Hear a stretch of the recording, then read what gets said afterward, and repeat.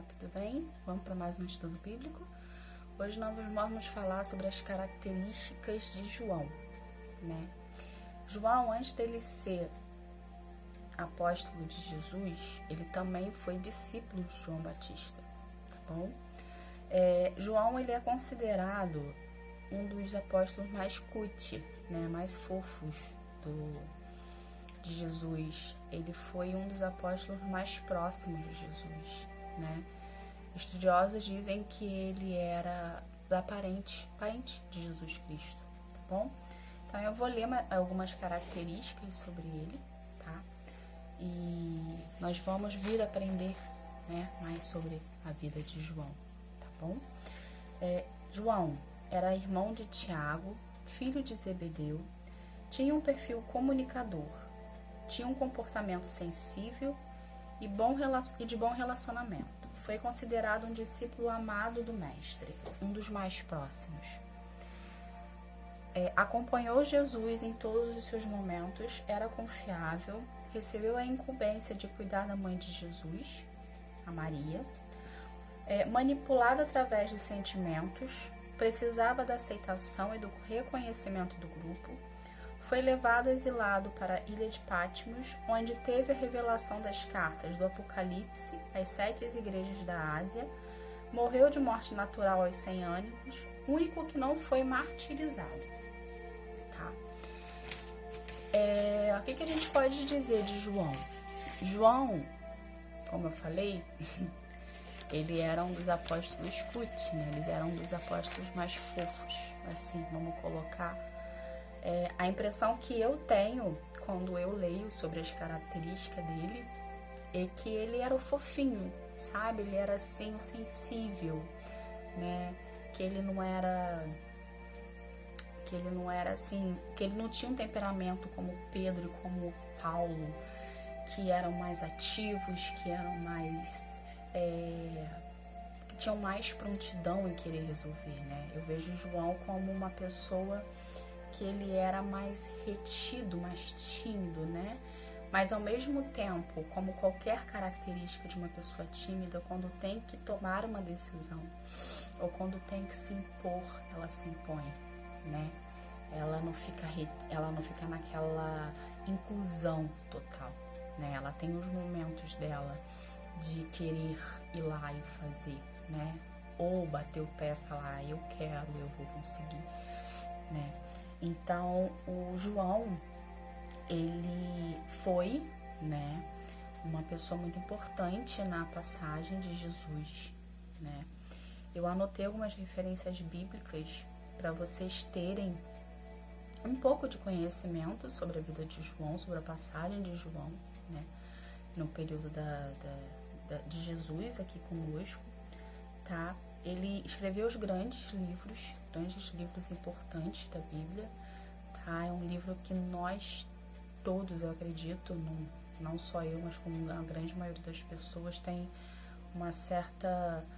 Não é um medo, mas é um respeito, um profundo respeito, que é o livro de Apocalipse, né? Acredito, por ser o último livro da Bíblia, né? Eu acredito que muitas pessoas tenham certo...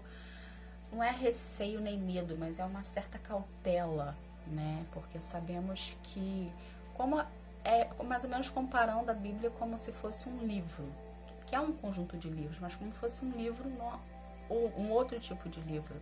A gente sabe que quando vai chegando no final daquele livro, né, um outro tipo de livro, a gente sabe que quando ele vai chegando no final, é que a partir dali não tem uma continuidade, então ali acaba, né? Então, a impressão que me passa o livro de Apocalipse é essa. Cadê o final, né? Cadê o depois? Cadê a continuação? Não. O livro de Apocalipse é o último livro da Bíblia. Então, o que está escrito ali está se concretizando nos dias de hoje, né? Cabe a gente ter discernimento de espírito e buscar o Espírito Santo para poder entender o que está escrito ali dentro, né? Porque a Bíblia é um livro, é um conjunto de livros ali dentro que foram histórias que foram vivenciadas nos nossos passados, nossos antepassados, mas é uma palavra viva, é uma palavra que você escuta falar lá de trás até antes de Cristo, depois de Cristo, porém, essa mesma palavra, ela se concretiza na tua vida, né? Por quê? Porque o Espírito Santo está ativo, o Espírito Santo está vivo. E através dele nós temos entendimento da palavra de Deus, né? Para aquelas pessoas que o buscam. Tem aquelas pessoas que leem a Bíblia e veem aquilo ali como um livro normal, de uma história, de pessoas que existiram ou não na cabeça da pessoa que está lendo, e que ela acredita ou não, e que veio os ensinamentos ali. E existe você ler a Bíblia com a presença do Espírito Santo, pedindo a presença dele para te dar discernimento do Espírito e entendimento da palavra e o que Deus quer falar, né? Nas entrelinhas, vamos colocar assim, porque Deus fala, tá?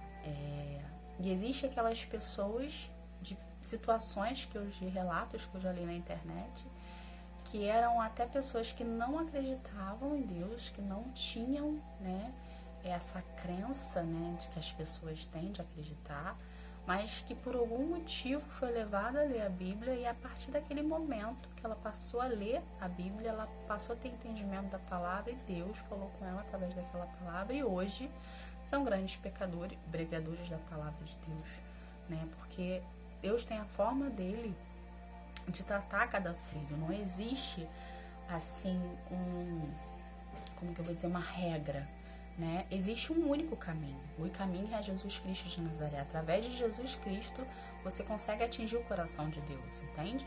Quando você aceita Jesus como único e suficiente Salvador da tua vida, você está mostrando para Deus, que é o Pai, que você está aceitando o Filho dele como o Senhor da tua vida. Então é onde você chama a atenção de Deus. Então o caminho é único, o caminho é Jesus Cristo de Nazaré, entendeu? Mas Deus tem um modo diferente de trazer aquela pessoa para perto dele. O que Deus fez comigo não necessariamente vai ser o mesmo método que o teu, né? O que eu passei para chegar hoje, estar na presença de Deus e de Jesus Cristo, não necessariamente é o mesmo tipo de processo ou de procedimento que você vai ter para a tua vida, entendeu? E isso é muito lindo, porque a gente vê como se fosse vários caminhos, né?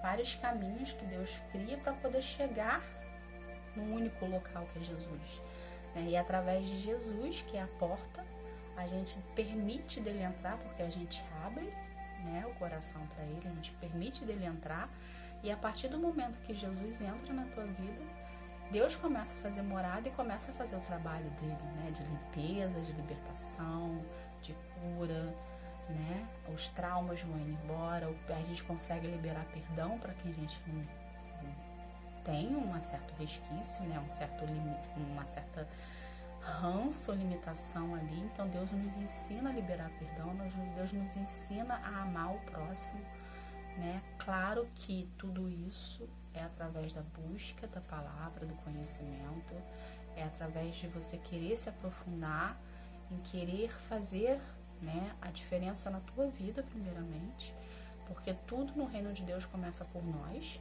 né? Começa por você, começou por mim. Então, para hoje eu estar aqui falando de Jesus para vocês, primeiro, Jesus precisa entrar no meu coração, fazer morada, fazer limpeza, fazer cura, curar os traumas, desconstruir coisas que foram construídas no decorrer da minha vida. Isso a gente chama do processo. A gente precisa passar por o processo para a gente poder ser liberto, para a gente poder ser curado, para Deus olhar para a gente e falar assim: pronto, agora você está pronta para pregar a palavra sobre a minha vida. Você está pronta para dar o seu testemunho e falar sobre mim para as pessoas. Você está pronta para poder trazer vidas para o reino, né? Porque tudo que Deus faz é em prol do reino dele, é em prol das pessoas conhecerem ele, em prol de saber que ele existe, acreditar e confiarem que na vida delas também é possível. Tá bom, gente? Então, as características, então João, tá? Mesmo com todas as limitações dele, né, como pessoa, né, ele fala que ele era uma pessoa sensível, mas ele tinha a vontade dentro dele de querer ser aceito, né? que hoje na sua vida você não queira ser aceita por pessoas, mas que você queira ser aceito por Deus, por Jesus. Porque Ele sim é a pessoa que faz a diferença na tua vida. Ele sim é a pessoa que te liberta das amarras, que te cura, que te salva, tá bom? Gente, essa é a palavra de hoje. Que vocês possam pegar essas referências bíblicas que vão estar escritas aqui na descrição do vídeo e que vocês possam vir estudar e ter o aprofundamento, né, no entendimento do conhecimento da palavra de Deus para vocês. Que Deus possa vir fazer morada no coração de vocês e possam querer despertar esse sentimento em querer buscá-lo, tá bom? Fiquem com Deus e que Deus abençoe a todos. Tchau, tchau.